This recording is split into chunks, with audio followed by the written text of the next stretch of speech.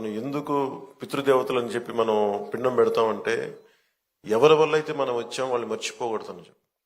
అలాంటిది ఇన్ని కోట్లాది మందికి ఈ రోజున నాలాంటి వాడు కూడా రాష్ట్రానికి ఈ స్థాయిలో మీరందరూ పెట్టగలిగారంటే దానికి ఉనికినిచ్చిన వాడు 50 రోజుల పైన అన్నపానీయాలు లేకుండా కడుపు మలమలమల మాడిపోతూ పేగులు యాసిడ్ పేగుల్లోంచి వస్తూ ఉంటే మంటలు మండిపోతూ ఉంటే దానికి ఏమి చేయాలో తెలియక ఒక మట్టి తీసుకొని బంకమట్టి తీసుకొని ఒక బట్టగా రాసి దాన్ని తడిపి పొట్టకి చుట్టుకొని మహాక్షోభ అనిపించిన మహానుభావుడే.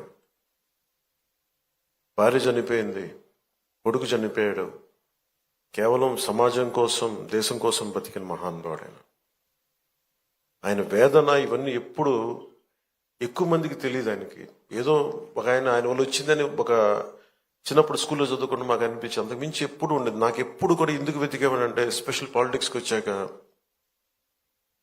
అది కూడా ఆయన గొప్పతనం ఎప్పుడు మాకు మరింతగా అర్థమైంది అంటే రాష్ట్ర విభజన జరిగిన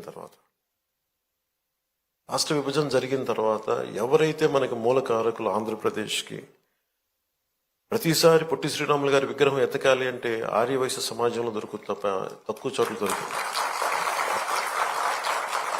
ఆయన ఒక జాతికి నాయకుడు కాదు, ఒక కులానికి నాయకుడు కాదు, ఆంధ్ర జాతికి నాయకుడు ఆయన.